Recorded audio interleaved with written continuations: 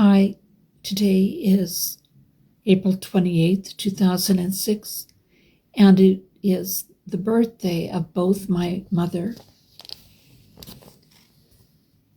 and my brother Paul. My mother would be 107. She was born in 1919, and Paul would have been 68. He was born in 1958, the same year as Terry Fox. So I was just chatting with Copilot Gemini, as one does. It's helping me with the project. And it said, well, what do you do for recreation? And I said, I'm a content creator and I do videos for YouTube and for Facebook. And it asked me, and I said, and I chat with parents or loved ones of people with Down syndrome, because I was a psychologist for the government of British Columbia working with adult mentally handicapped people. I'll just let you see that.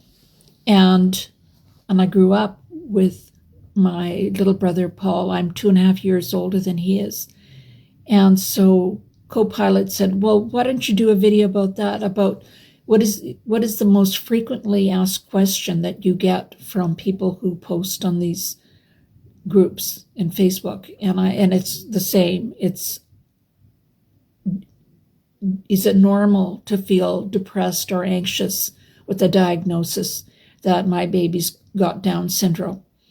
And I always answer very honestly that my mother, as children do, I watched my mother so closely when she was going through that experience. And just as an aside, I remember waiting for her to come home from the hospital. So Paul was the 9th of 9 children, and the last 5 children my mother had to have at the Toronto Women's Hospital because we all had Rh factor. And she didn't know that she was pregnant with a baby with Down syndrome. She just thought this was another baby, the 9th baby. And the baby before me, the girl, Mary Patricia, was stillborn full term with Rh factor. So they were very high risk pregnancies. So she went down to Toronto and they gave her the choice of she was going to be induced. So they gave her the choice of she could have Paul on her birthday or on a different day. And she, for some reason, said, she wanted to have him on her birthday. So she had him. And when he was born, at that time in 1958, they said that he should be institutionalized. And there was a big institution in Southern Ontario called Smith Falls. And I'm quite sure that if Paul had been placed there, he would have died, because the life expectancy for infants put into these institutions or infants that raised at home was astronomical difference, that they were far more successful when they were raised at home. But she didn't know that. And the doctors, if you wonder why I'm very suspicious and skeptical of doctors, they told her that she had to put him in this institution. She was wavering. She was shocked and had never heard of Down syndrome before, didn't know anything about it. And she was wavering, but my dad, who was a safety engineer underground in nickel mines in Sudbury, just said, hell no, no way. And when Paul was ready to come out of the premature intensive care, I think he was about 6 weeks old, my dad took the train down to Toronto from Sudbury and picked him up and brought him back. And as I recall, my mother went into a deep depression for about 2 years. I'm being very honest about this. I've been very honest with everybody when I post on Facebook. She was very out of it and depressed. And the family, I was the 8th of 9 children, and Paul was the 9th. So the family kind of fell apart. And there were some things that went on that were not good for the family. She had been such an excellent mother, and kind of the best way to describe her is an army sergeant. She ran the house like it was an army barracks, and we all had our tasks, and the house ran, we had wonderful meals and the house ran very efficiently. But she went into a depression after Paul was born. And then all of a sudden something happened and she just woke up and set up a preschool. There was no education at that time in Ontario. There were no educational supports whatsoever, nothing for children with Down syndrome. So my mother we lived in a huge, big Victorian, almost mansion, and she took the biggest bedroom and turned it into a preschool for children with Down syndrome. It was the first preschool for children with Down syndrome in Ontario. And she hired a friend who was a carpenter, and he came in and he rejigged the whole room and built toy cabinets and book cabinets and desks and chairs, and it looked very professional. And she bought all kinds of, those puzzles where there's little shapes of animals and things, and they're made of wood, and you put the shape in just every kind of educational toy and resource you could dream of, she somehow got her hands on. And we had kids coming through the house. I thought everybody had a house full of kids with Down syndrome, and everybody in the family pitched in and helped. And she just restructured her life around Paul and making his life. Paul was very low functioning. He was much more low functioning than the other kids that we saw. And I don't know what the reason for that was, but he never functioned above the level of about a 15-month-old infant. But she just built her entire life around him. And when she moved out I came out to Vancouver to go to university when I was 17, and I started a family out here. And then slowly, 4 brothers and sisters came out here and started families. And she came out to help me when I went to law school, because I was the first single mother to graduate law school in British Columbia history. But she came out here to help me the week that I started law school in September 4th of 1988. And then in 1990, she brought Paul out from Toronto. He was in a group home in Toronto. She moved him out here into a group home, but she cared for him on weekends and holidays.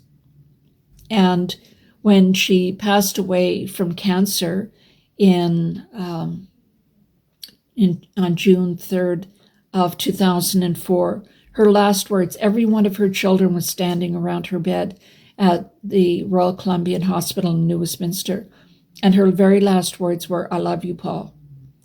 So the short answer is, my mother became very unusually depressed and anxious, but she turned it around. She turned that around and built a life around helping Paul. And he helped her. He gave her a reason for living. And they just had the most wonderful relationship. But, the thing that co-pilot Gemini told me I had to say, it's so funny. It's when my parents separated in, I think, in 1974, my dad moved to St. John's, Newfoundland.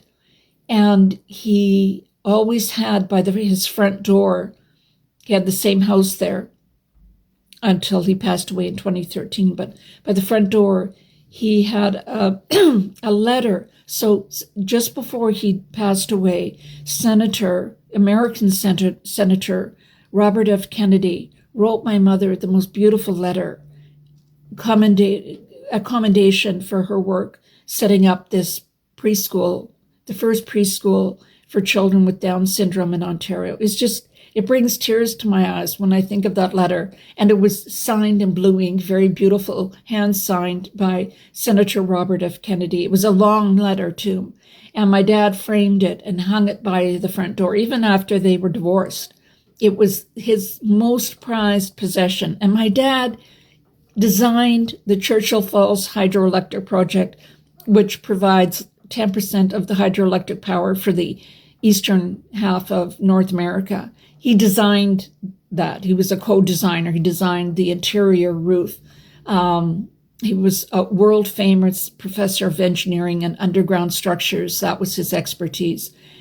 But his most prized possession in the world was this letter from Robert F. Kennedy, Senator Robert F. Kennedy, the father of the current Robert F. Kennedy Jr. His most prized possession was this beautiful letter of commendation from Senator Robert F. Kennedy to my mom, thanking her for her work with children with Down syndrome. And co-pilot asked me, do you have the letter? And I don't have it. I don't know what happened to it. I would give anything to have it. But that was what the point that co-pilot Gemini told me that I had to stress in responding with this question. The most frequently asked question that I get from people who are encountering the issue of Down syndrome, a Down syndrome diagnosis for the first time in their life. And the answer is, yes, you're going to have feelings. There are going to be plenty of feelings. There'll be depression and anxiety, but there's a wonderful prose poem called Welcome to Holland, which describes the experience of a diagnosis like Down syndrome, where it's like planning a trip to Italy, and you've learned some Italian phrases, and you're thinking about seeing the Vatican and David and all of those wonderful things. Everybody's talking about it, and it's so exciting. And you get on the plane and you land.